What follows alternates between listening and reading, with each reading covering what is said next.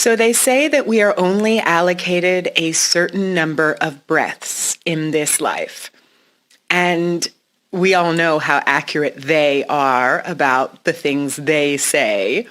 I mean, the things they say have brought us most of the cliches that we repeat to each other over and over again.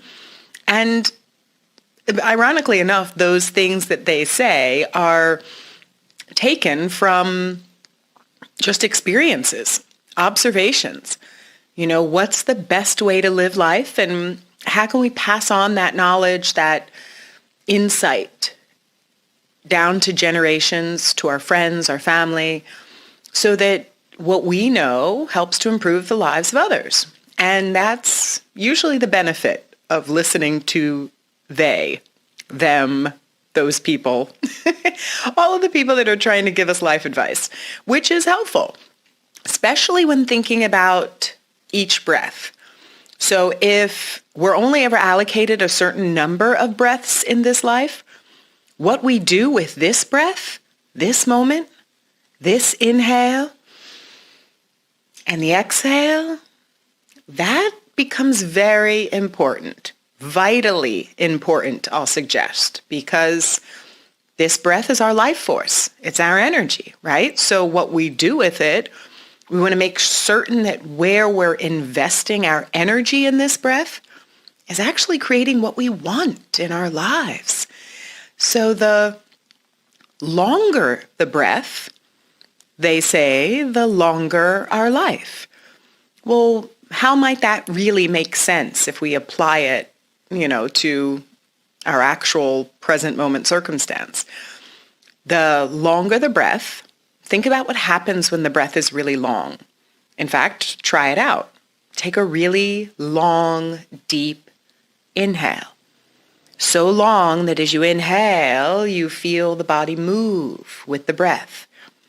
And then let out the slowest exhale possible. If you do this once, you're going to feel a difference. If you do it 3 times, a long, deep inhale and a long, deep exhale, you're going to feel your entire energy change. If you do it 10 times, you're going to feel a complete shift in the way you feel and the way you view the world.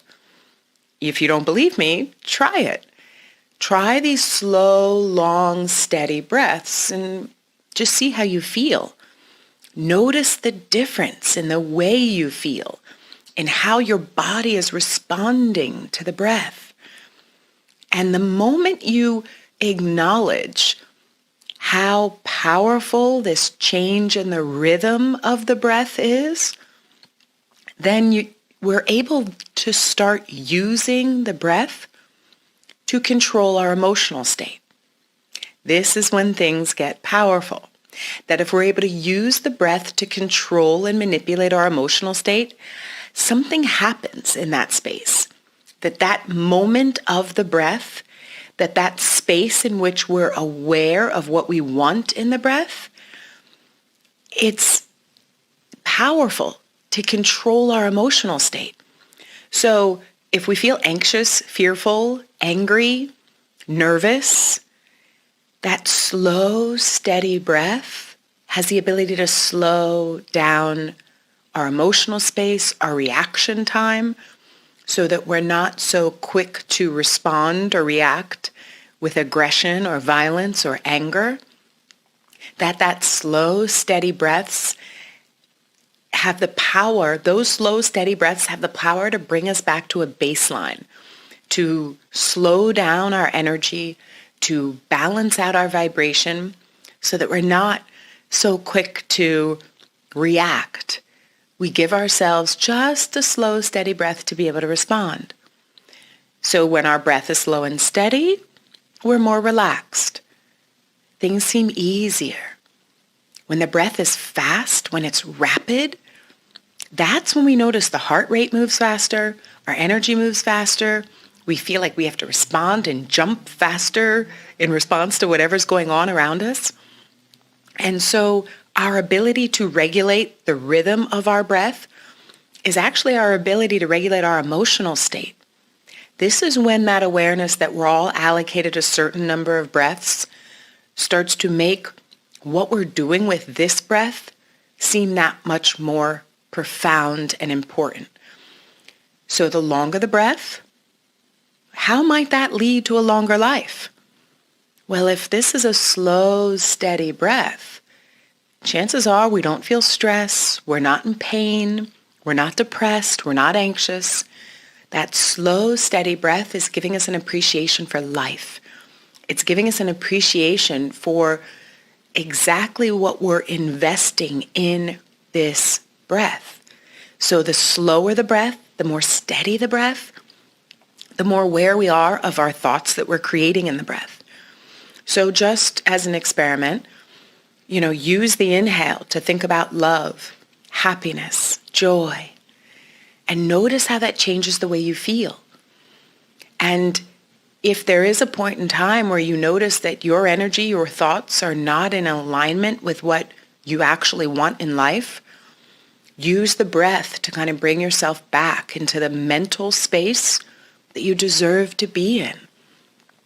The breath is like an on-off switch with a dimmer, right? So we've all used a light with a dimmer on it.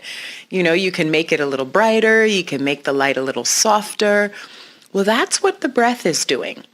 So think about that gradation that happens with the dimmer and the light as what we're doing really with our breath and our energy.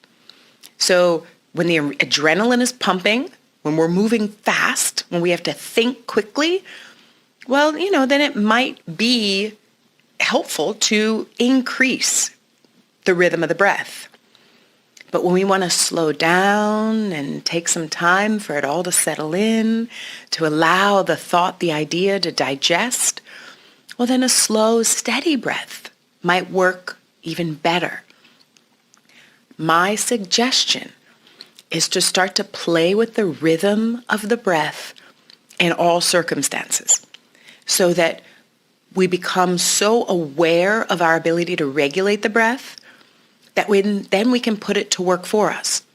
So next time you're sitting in traffic, feeling a little agitated, maybe running late, feeling under pressure, slow and steady the breath.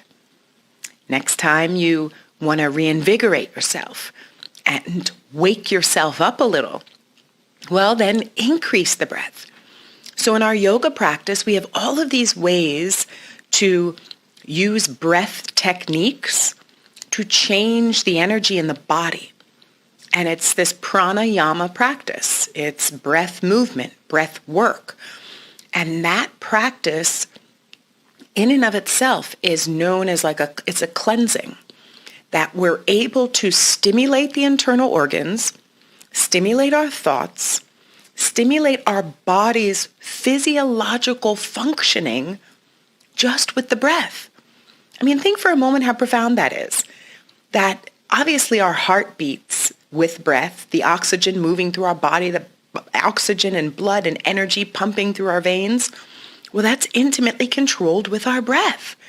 So when we slow it down, we slow down the response and the reactionary time of the body, which can be helpful. Because if the heart is beating too fast, if the mind is racing, well, all of those things create a surge of energy through the body that might not be beneficial for us in that moment or that circumstance or that interaction. And we know that, everything is in the presentation. So if there's something we want to say or something we want to communicate, but our energy is not in alignment with our intention, it could be received in a completely different way than we intended.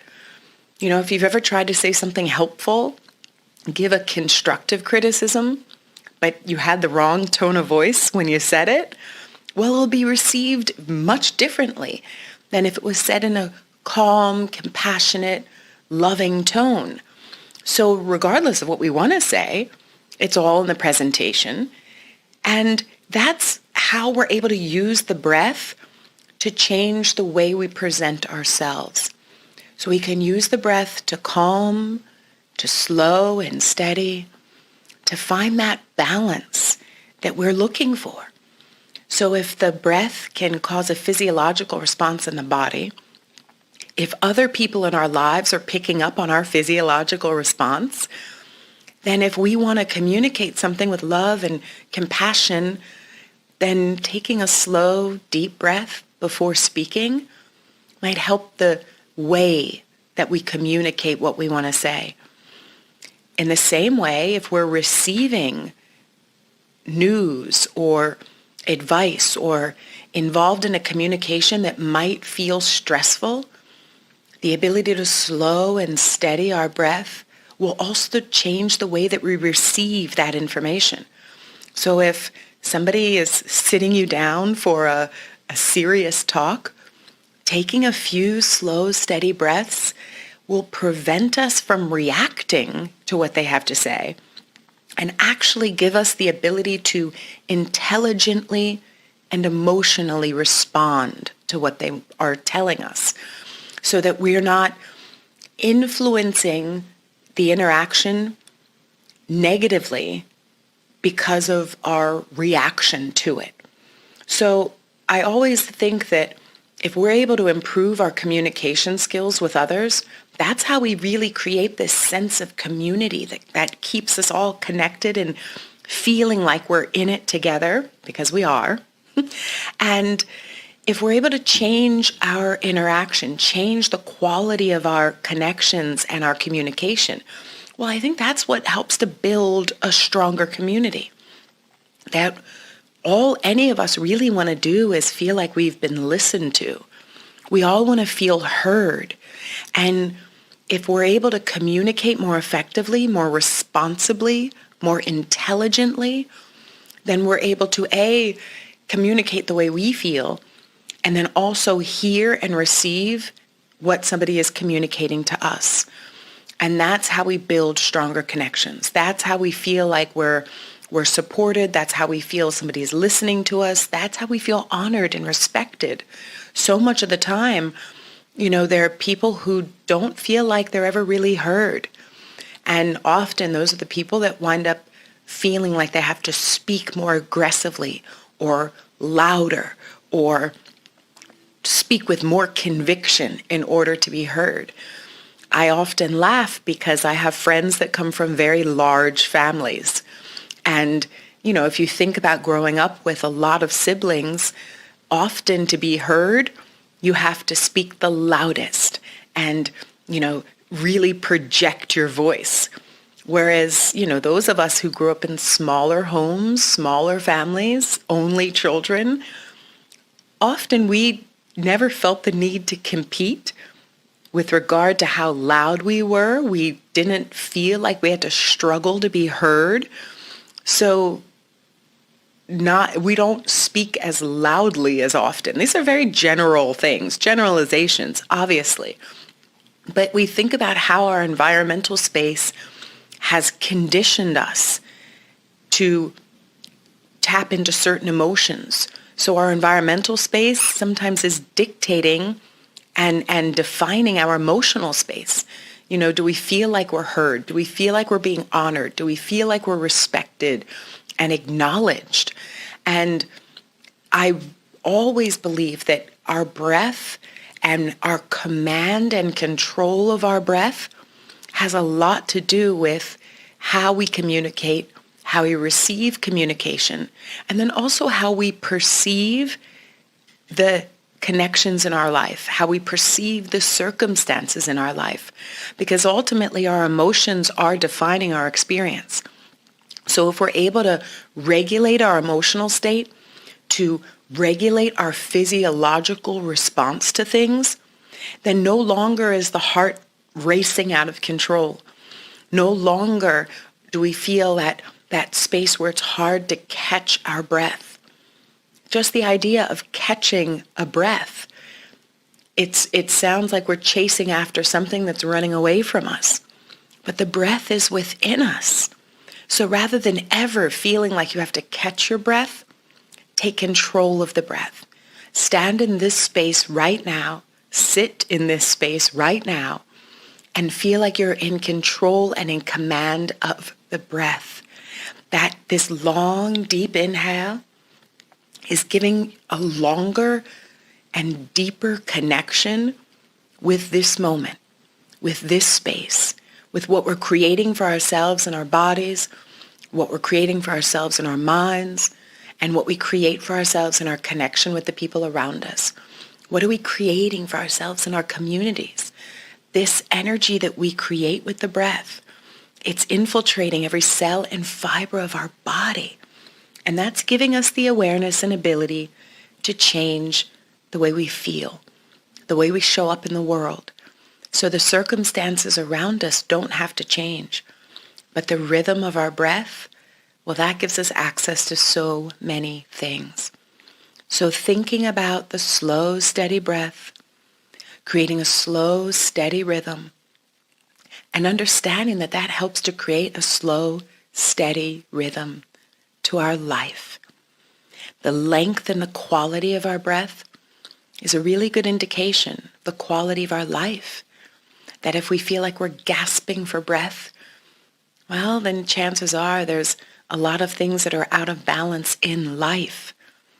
So getting in tune with how long the inhale is, the quality of the exhale, the thoughts we invite in on the inhale and exhale, the energy we put out on the inhale and exhale, that the breath starts to become a timing, a rhythm for life. And it's in this rhythm that we allow our connections, our interactions, our experiences to fall into place and be the highlights and be those moments that we hold on to as memories that change the way we feel about ourselves and the world.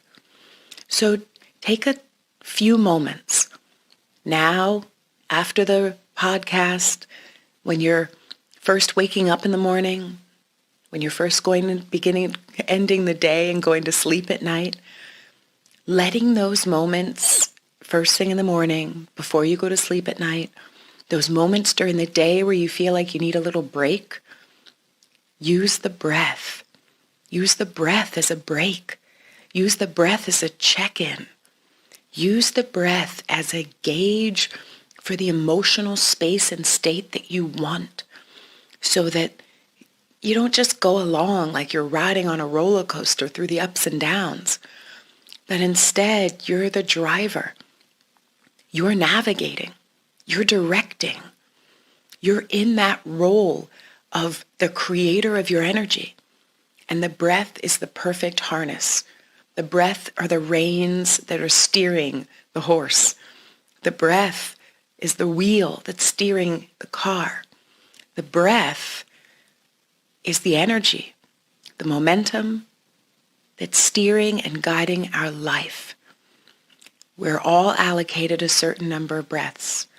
What we do with each breath is defining the quality of our life. The longer the breath, the longer life. So if we're only allocated a certain number of breaths, we want to make each breath as long as possible so we can make the most out of each breath, so we can maximize each breath, get the most out of every breath we take.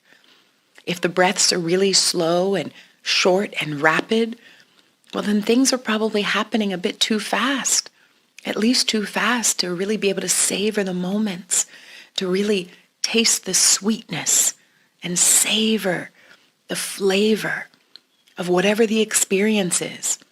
Because the experience is going to be defined by emotion. And if we can regulate our emotional state with our breath, we've already customized, handcrafted the experience to make it what we want more of. This is how we put the breath to work for us. So if we're allocated a certain number of breaths, we want to make the most of each breath. Make each breath long, each breath powerful, each breath potent with energy. And then that ability to regulate what happens in each breath makes us more prepared to deal with circumstances as they come, so that we're making sure that this moment, this breath, this thought, this word, this action is in perfect alignment with what we want more of in life.